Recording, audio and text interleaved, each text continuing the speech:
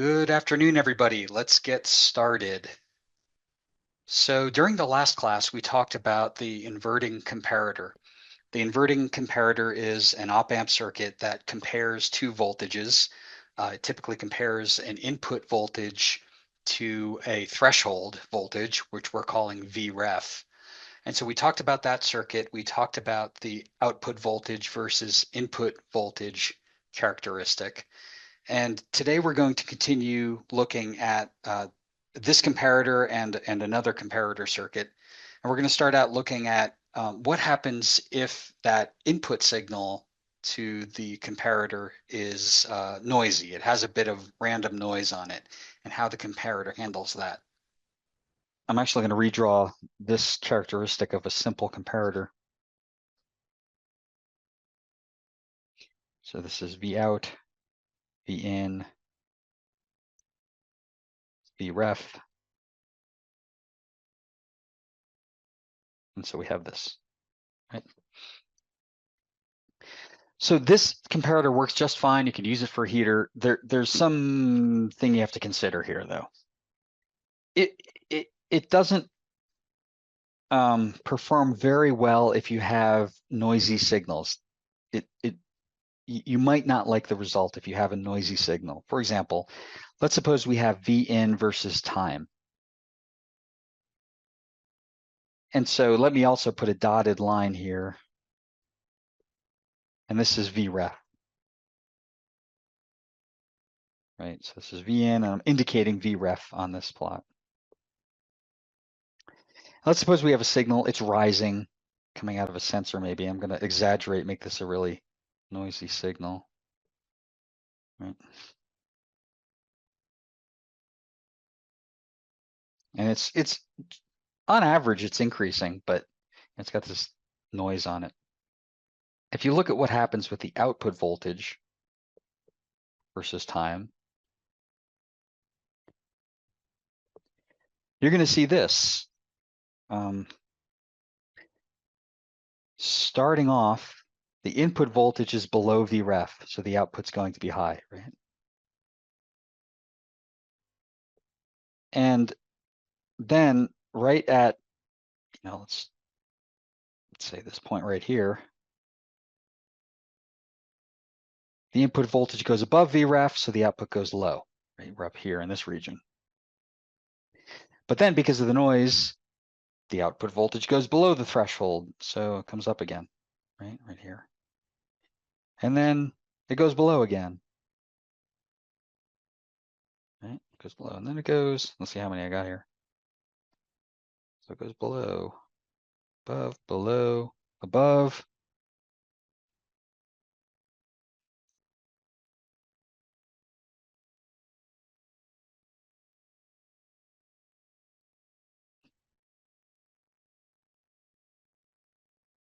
And then finally, that noisy signal remains above the threshold. So you get this kind of response. This may be important. This may not be important. If this is a couple milliseconds of glitches and this is a heater controller, well, maybe so what? The heater might average that out anyway. If this is a light sensor output that is detecting people crossing a laser beam so that you can count the number of people going into a room, maybe, then one person crossing might indicate 3 crossings, right? Maybe you're counting falling edges here. So that might indicate 3 people entered when only 1 person broke the beam. So it may matter, right? But the inverting comparator has its place. That single threshold has its place. But it may not, right? So you have to decide based on the application. Okay. So I'm going to get rid of this inverting comparator, and what we're going to do is, well, what would fix that? And that'll be an inverting comparator with hysteresis.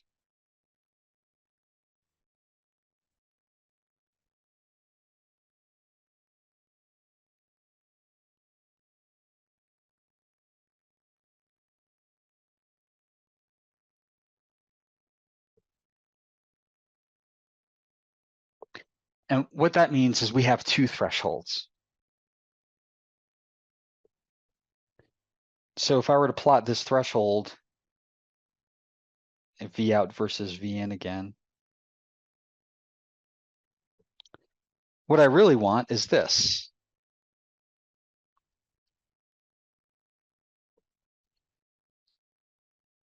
I really want V out to be high until I reach some threshold, and then the output turns off, right? And then I could go up above this threshold. I'm going to call this VA1 because that's the notation used in an application note that I'll show you. But there's how the output would turn off. But then I want another threshold. I want a threshold so that, well, let's describe this in terms of the heater application. Like this is how your heater in your house works, the thermostat works. It's cold, the heater turns on, the house warms up, so the input voltage is going up. And then you reach some temperature and the heater turns off, right? And then the if the house falls 0.01 degrees Fahrenheit, the heater doesn't immediately turn back on. The house can cool just a little bit, right? So your heater's not cycling on and off constantly. And then the heater turns back on, right? So this might be 70 degrees and this might be 69 degrees, right? You might have a 1 degree band in there. And this threshold is VA2. And so that's how your heater works. Your house heats up, 70 degrees, heater turns off, house cools down, 69 degrees, heater turns on. So you get this cycle. So this is called the hysteresis band, this band right here, this hysteresis band.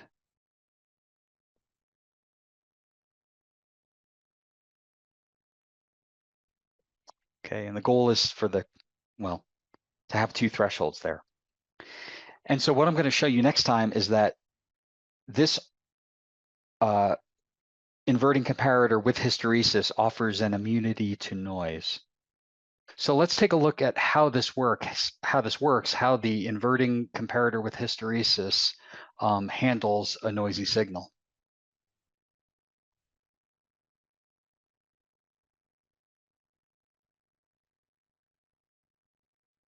So I'm doing these same two plots again, except for doing it for the inverting comparator with hysteresis.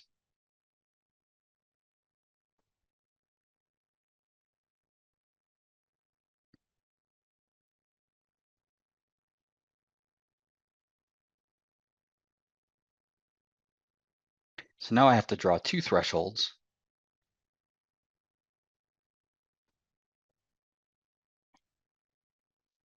The upper threshold is VA1.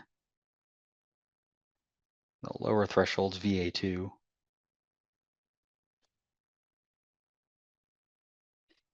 And so if we have this noisy signal, let's do this.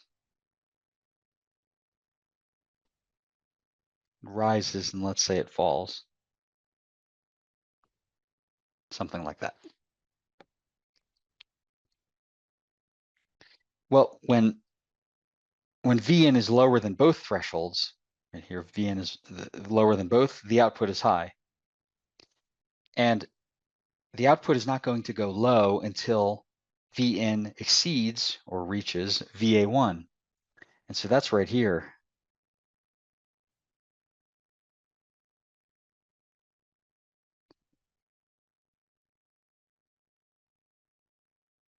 Okay. And then at that point, the output goes low. And I have this noise here, which causes the signal, the input signal, to cross that threshold at least a second time here. But it doesn't matter because as soon as the output goes low, right, as soon as the output goes low, we're not considering threshold VA1. We have to fall all the way down to VA2 before the output goes high again.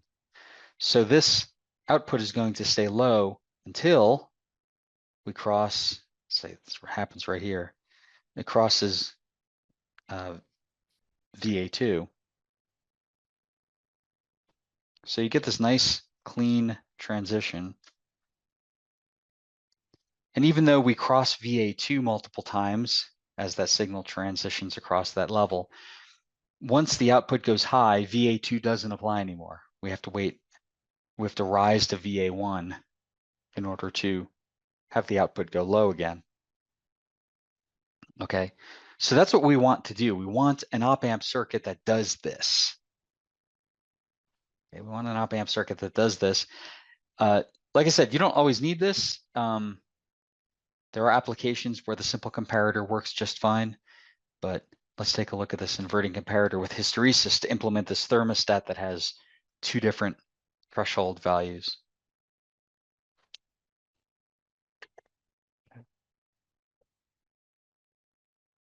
All right, so let's get rid of the simple comparator. I'm going to keep that characteristic on the right. Let's draw a circuit that does this.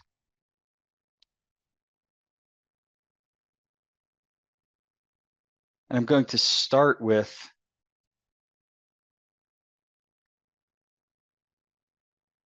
get rid of this line here. I'm going to start with a simple comparator.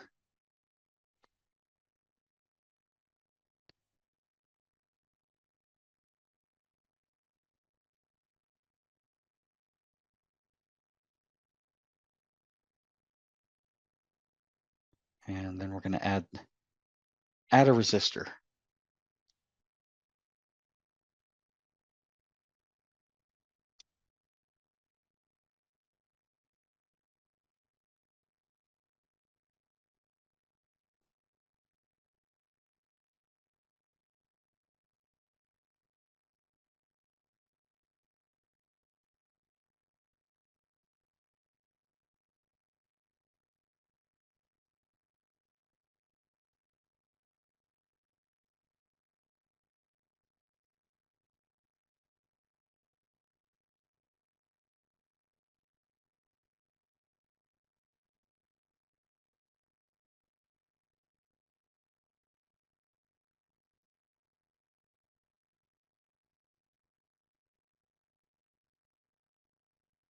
Okay, so this is the comparator we drew earlier. This is just an inverting comparator. And I've relabeled VREF to be VA because VA is going to change to be either VA1 or VA2.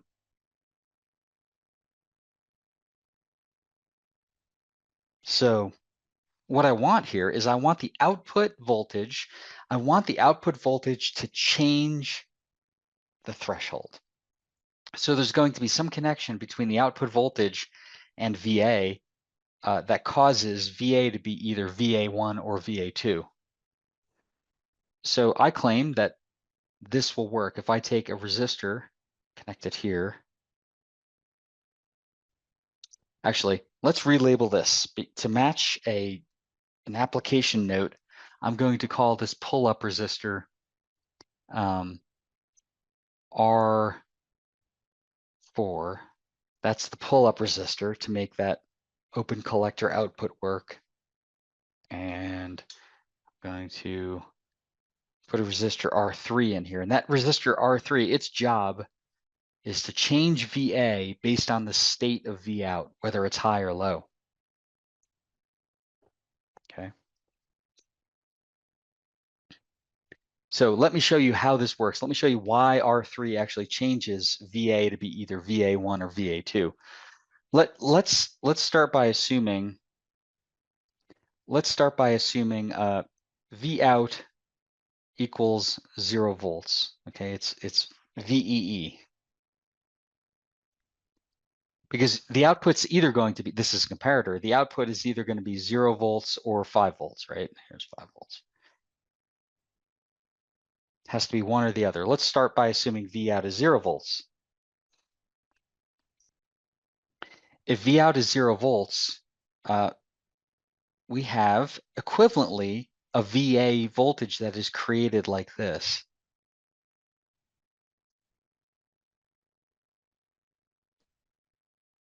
There's a voltage divider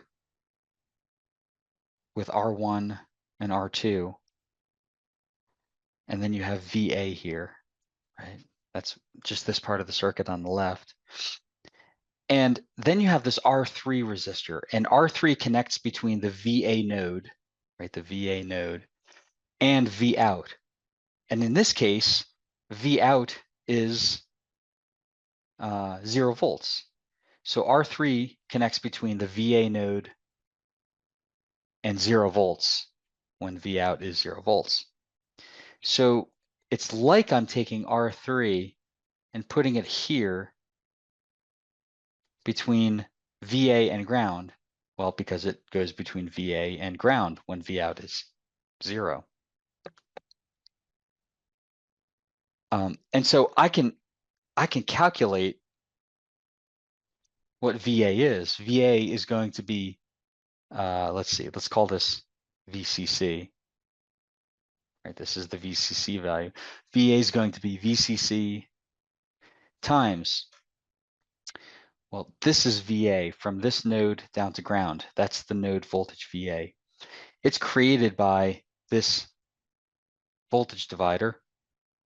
The resistor at the bottom of the voltage divider is R2 in parallel with R3. Right? And then in the denominator of that voltage divider expression, you have R1 plus R2 in parallel with R3. Oops.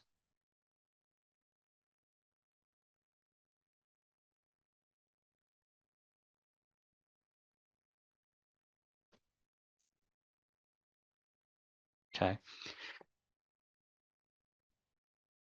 Okay. So that's how you would calculate this VA value for V out equals 0. If V out is equal to 5, right? V out is high instead of low.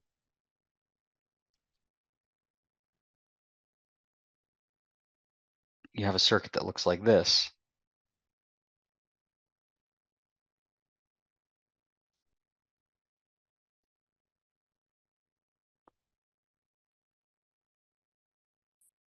Right? And this is VCC equals 5 volts.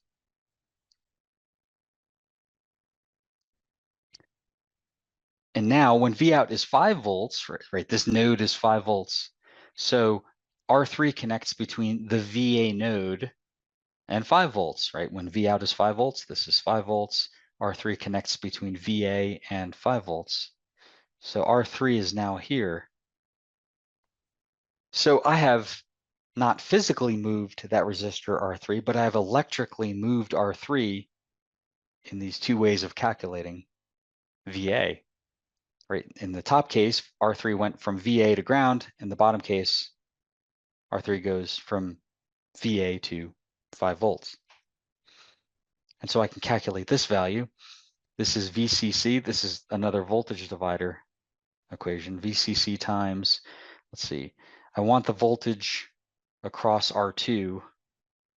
That's what VA is. And let's see, in the denominator, I have the sum of the series resistors. I have R1 in parallel with R3 on the top. And in the bottom, in series, I have R2.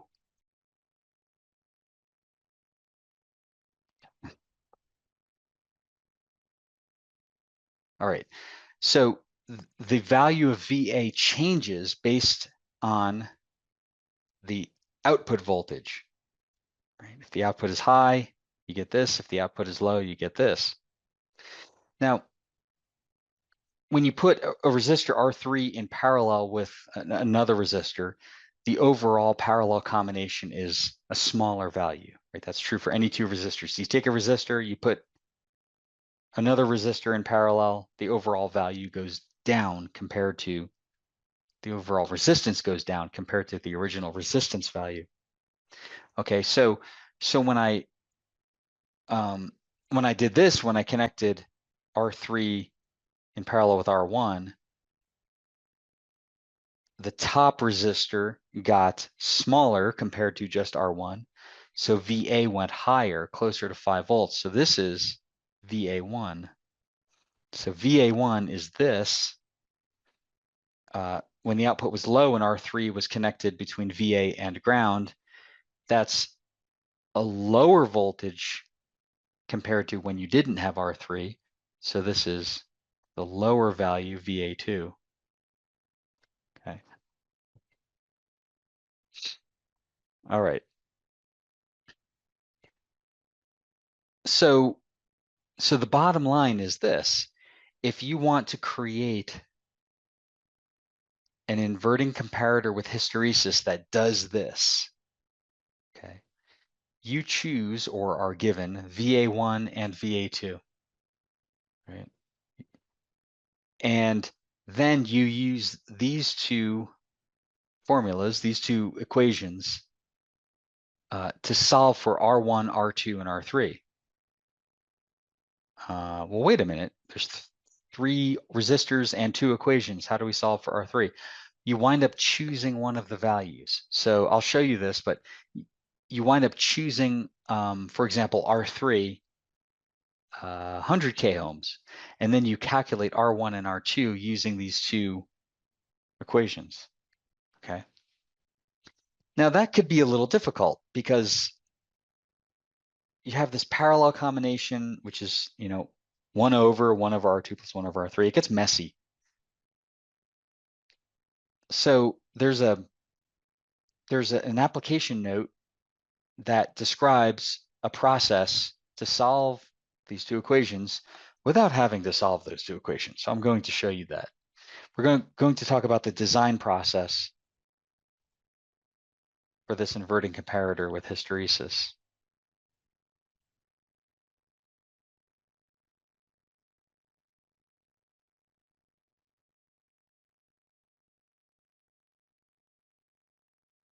All right. And this is for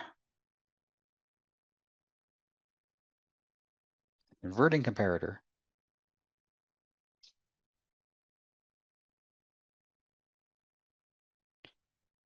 with hysteresis.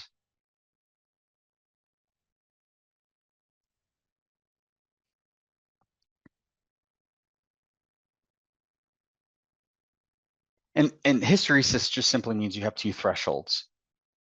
Okay. A system with hysteresis changes states based on two thresholds. It has some memory.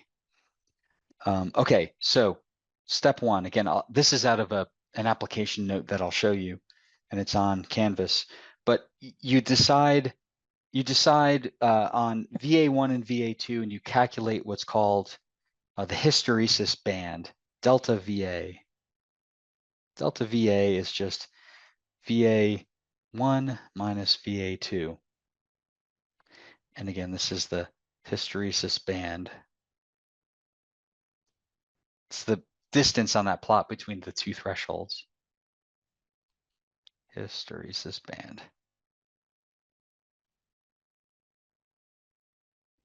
And then you calculate this parameter we're just going to call n, which is an intermediate variable that describes the hysteresis band divided by VA2, the lower threshold.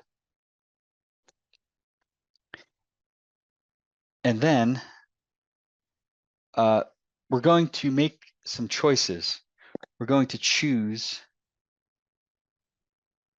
a large R3. Okay, so what's large? For example, let's use 100K ohms. And what that does is that sets R3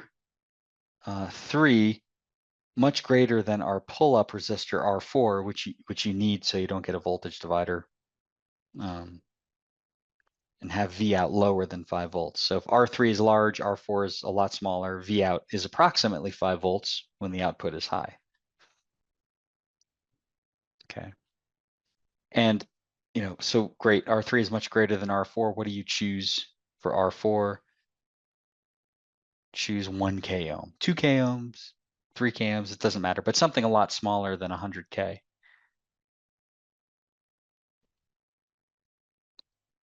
Okay, so that makes this work. And then you finally calculate R1 and R2. R1 is then N times R3. And then R2 is equal to R1 in parallel with R3 divided by VCC over VA1 minus 1. So that's a process that simplifies solving these two equations. If you choose R3 equal to 100 k ohms and put that in here, and you choose your VA1 and VA2, you can go through this process simultaneous, two equations, solve those simultaneously. That will give you an answer. I think this is easier, so I would do this if you're trying to design an inverting comparator with hysteresis. Okay. All right. Any questions on this?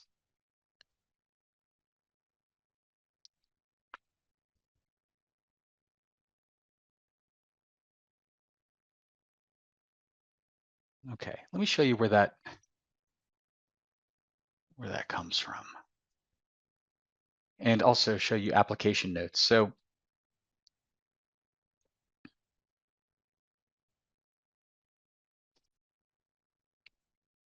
this is an application note for the LM339. It's a comparator integrated circuit, but you can see lots of information in application notes. Generally, manufacturers of integrated circuits produce application notes because they want you to buy their chips. They want you to know how to use their chips. So this is an example of that. Here's the LM339 comparator. You can see some of the, let's see, the internals. This is a basic input stage. This is the whole comparator. And in fact, you can see what I drew in class right here. The output of that chip is connected to a collector that's not connected to anything. So this is an electronically controlled switch that is either having the output go to ground or have it floating, not connected to anything.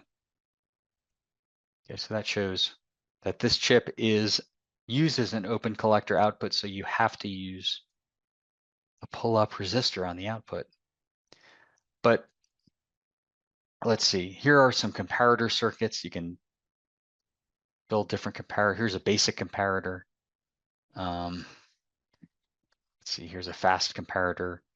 And here's a comparator with hysteresis. Here is the inverting comparator with hysteresis. This is what I drew on the whiteboard. And here's the design process that I gave you on the whiteboard. And here's the output voltage versus input voltage. So if you want a written reference on what I told you in class, here it is. You can download this off of Canvas or search AN74 by National Semiconductor, and this should come up. So there's a written reference.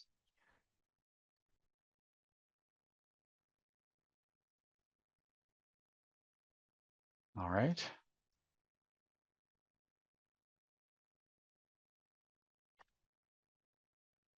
Okay.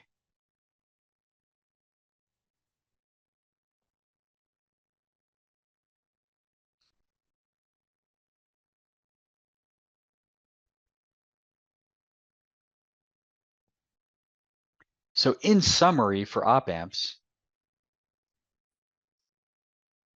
here's what we did.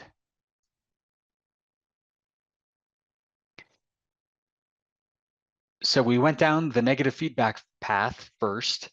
We talked about you can build amplifiers and different circuits using negative feedback, and you can either use the negative feedback approach to solve circuits or to design circuits, or when you know the circuit is a common circuit like an inverting amplifier, then you just know the gain, so you don't have to analyze the circuit. And we just went down the path of an op-amp circuit which has no negative feedback, and that was a comparator. And we talked about a simple comparator that has one threshold and a comparator with hysteresis that has two thresholds. So now you should be able to, right, with a little practice once you finish the homework, to be able to design an amplifier that inverts, an amplifier that doesn't invert, and a couple different types of comparators that compare voltages and give you a high or a low output, depending upon what the input voltages are and how they compare. So we have reached another milestone in the course. We've finished up our discussion on operational amplifiers. And so we're going to move from the electronics part of the course onto the digital systems part of the course. And we're going to start off talking about, why go digital? What is digital versus analog? And what can you use digital systems for? So let's move into that. Okay, so let's talk about digital circuits and digital signals. So what do I mean by a signal? I mean a voltage or a current that represents information with their values. So that's what a signal is. It's a voltage or a current that represents information like numbers, like the amplitude of your voice, and that signal represents with its value something meaningful, some sort of information. An analog signal takes on a value in a continuous range. So an analog signal can have a value of 2 volts, 3 volts, 2.865 volts, pi volts, whatever. That analog signal can have any value within a continuous range. A digital signal, on the other hand, is restricted to a few ranges of values. Okay. And you've probably heard of binary signals, which are restricted to 2 ranges representing logic values. So these logic values we're going to talk about are either 0 or 1, off or on, no or yes, false or true. Okay, so that's what digital signals and binary signals can represent. Okay, so now we're going to switch over to the whiteboard and talk a little more about that.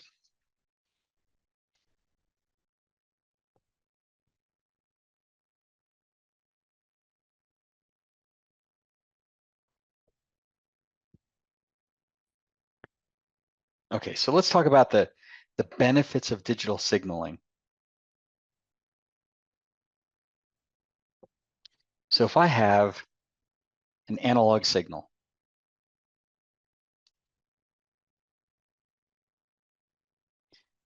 and let's say it's a voltage, it's some voltage versus time. Okay, that voltage can range anywhere on a continuum of values. Let's say that voltage does something like this. That may be a short snippet of the voltage recording your voice, or maybe the voltage out of a some kind of sensor. But we started talking just briefly about this, but for every signal, or with every signal, comes noise. And noise can be represented as an additive process where you have the original signal plus some random noise, might be Gaussian noise. But there will be some noise added to your signal whenever you have a real circuit or a real transmission line or even anything over the air. And when you add noise to a signal, to this signal in particular, you might get something like this.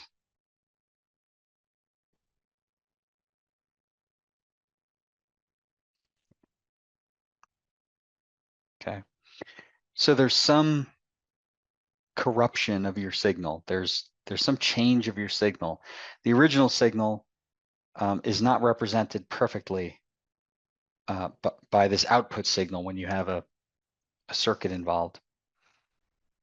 Okay, you may not care about the amount of noise or the corruption of that signal, right? If you can't hear the noise in an audio signal, you might not care about it. If you can't see the effect on a screen of a video signal that's experiencing noise, you might not care about it. But the point is that an analog signal, when it goes through a circuit or any wire or circuit component, will have some noise added on it. Let's contrast that to a digital signal. Let me make that a little bigger.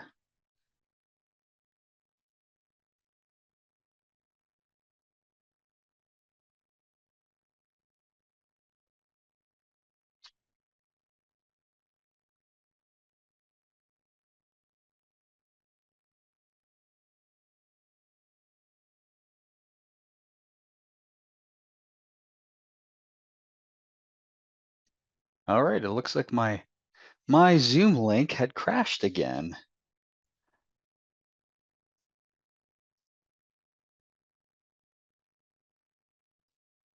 Let's see here. All right, someone shoot me a message in the chat if you can still hear me.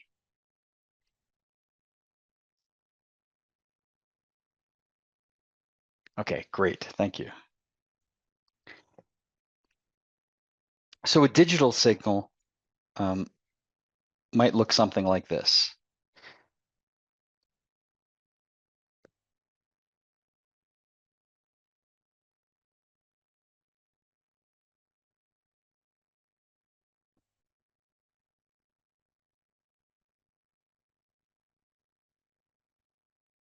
And this digital signal, let's say, represents values on these regular sampling periods that I'm ticking on the bottom here.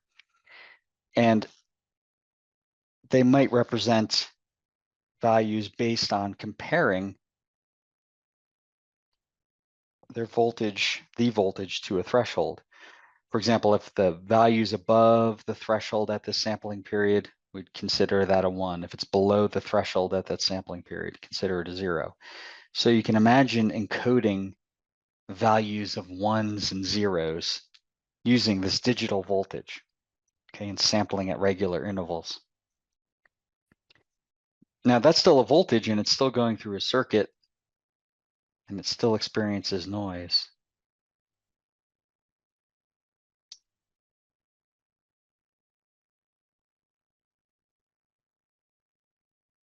So the output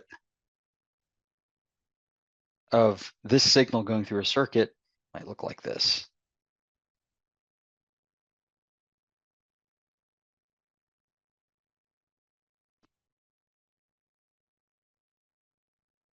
Right? So it's got some noise on it.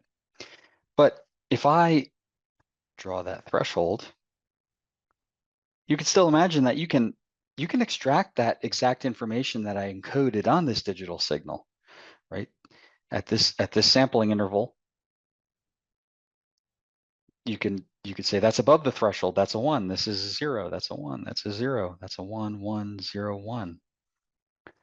So the point is, it's possible to extract the information, the exact information, out of a digital signal, even though it's experiencing noise.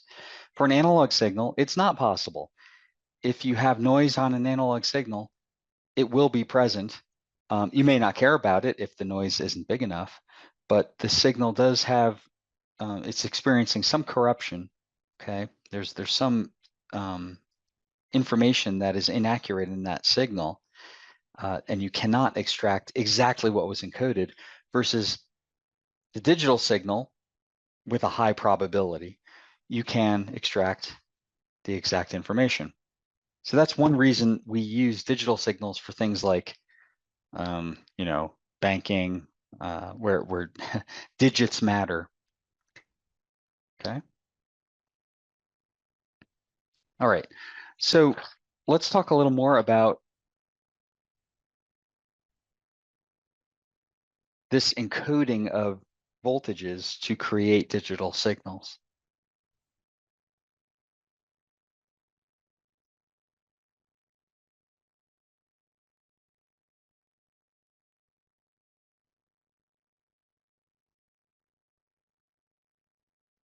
So if I look at just the y-axis of that digital signal plot that I drew, right, that's a voltage. Okay.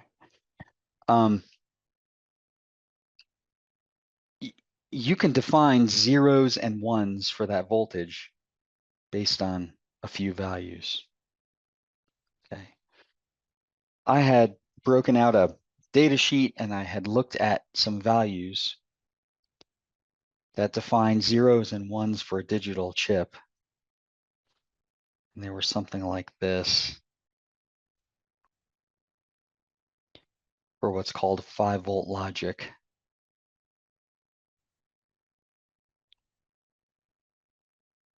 Okay, so if you have at any sampling point for this one chip, a voltage between 0 volts and 0.4 volts, that was considered a zero, a logic level 0, or a value of 0. If you had a voltage of between 2.4 and 5 volts, that was considered a 1.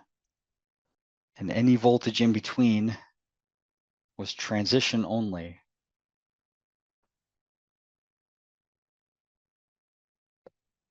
Okay.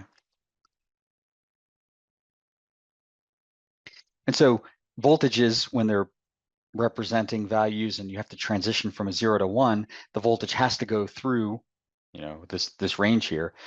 But that means that that voltage has no meaning, right, while it's transitioning through this 0.4 to 2.4 volts.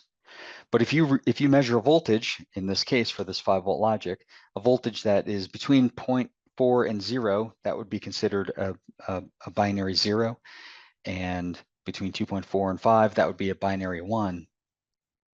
Okay, and so that's why I mentioned that binary values, binary signals, are restricted to 2 ranges. So here's a range and here's a range for valid values.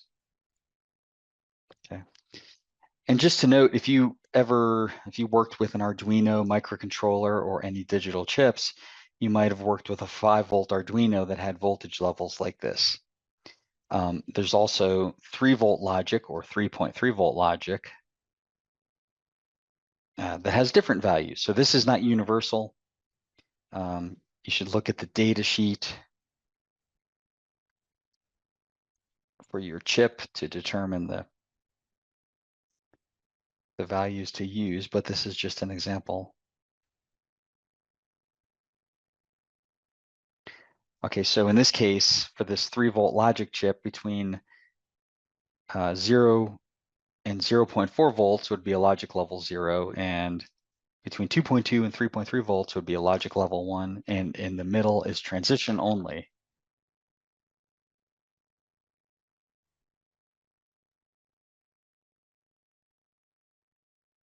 Okay. And so now with voltages, you can represent, well, values, zeros or ones. And you could take those zeros or ones and you can build those up into what we call digital words.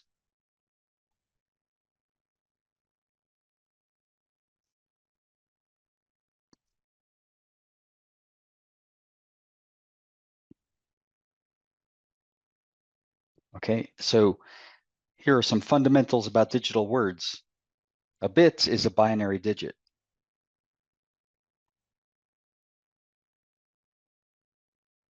Okay, so binary digit, B-I-T. A word, or a digital word, consists of multiple bits.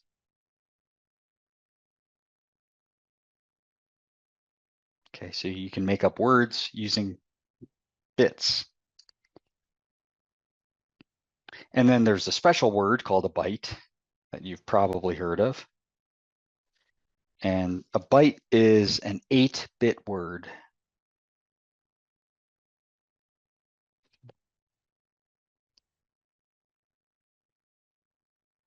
And then there's actually something called a nibble. And that's a 4-bit word. Okay.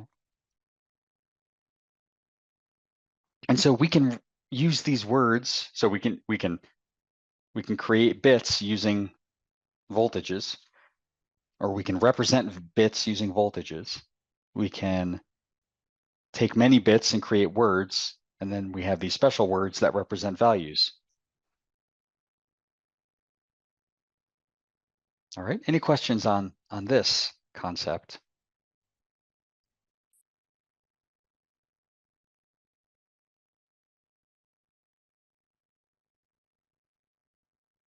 All right.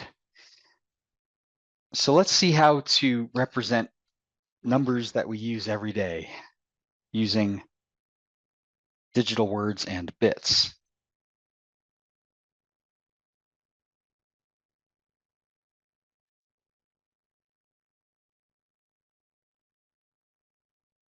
Okay, let's talk about binary numbers.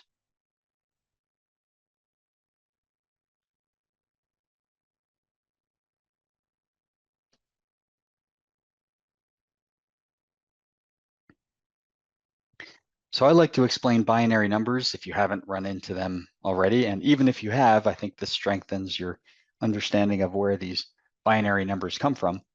I like to start out with a discussion of decimal numbers to compare decimal numbers to binary numbers. So decimal numbers are base 10.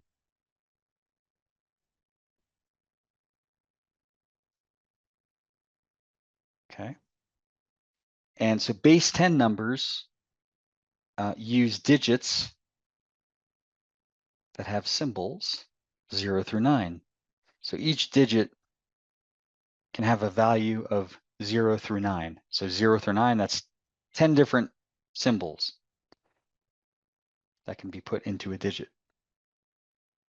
Okay, so if we have a number like 743.2, right, let's say that's a decimal number, base 10 number.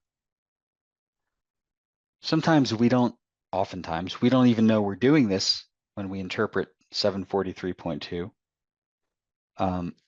But what we're doing is we're actually looking at the values in each digit and also their position relative to the radix. So that's a radix right there, or radix point. And the radix point separates the whole values from the integer values from the fractional values. Okay. So what we're doing is we're actually interpreting this 7 as, well, a 7. And we're considering its position relative to the radix point, and that determines the exponent of the base. So this is the 3 is in the 10 to the 0 value. That's the ones place. This is the tens place, 10 to the 1. This is the hundreds place, 10 squared. So we have 7 hundreds there. So it's 7 times the base to the power of the position relative to the radix point. The 4, you interpret the same way. It's 4 times the base to the power of the position relative to the radix point. So 0, 1. The 3, right? It's 3 times 10 to its position is position 0. And then once we go to the right side of the radix point, that's a 2 times 10, its position is negative 1. Okay.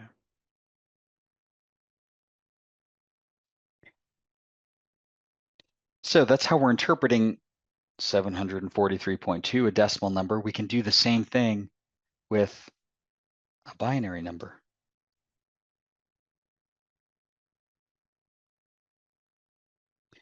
Binary is not base 10, it's base 2.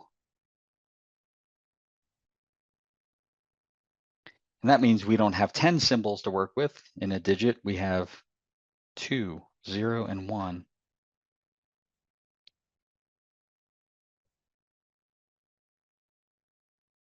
Okay.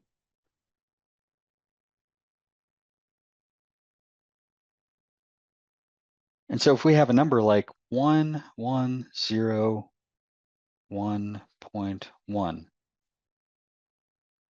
this is how we interpret that binary number. we do it the same way. We said, okay, we go all the way to the left here, and we say that's a 1.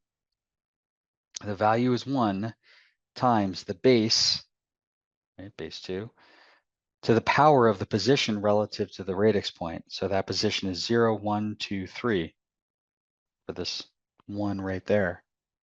For the next one, that's 1 times the base to the power of 0, 1, 2.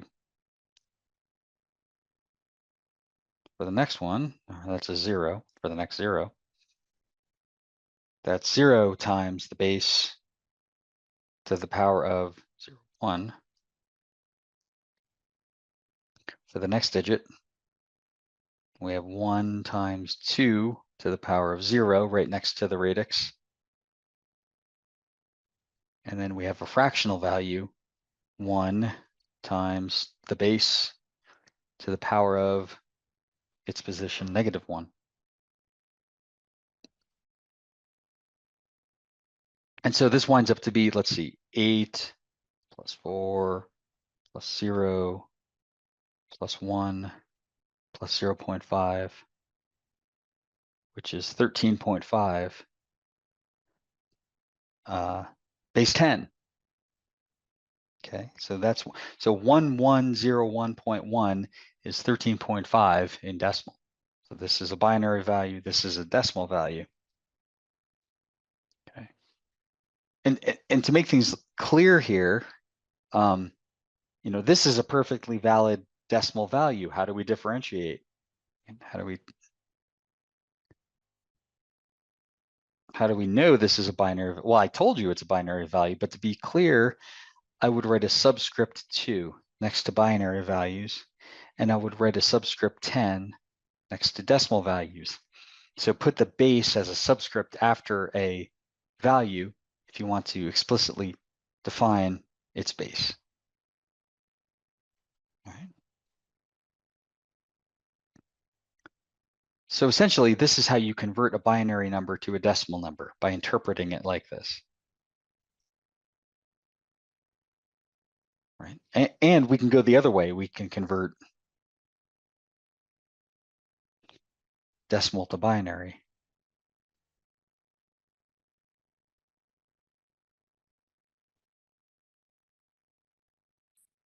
Right? So let's suppose we have a number like 23, and it's a decimal number, so I'll write base 10 next to it.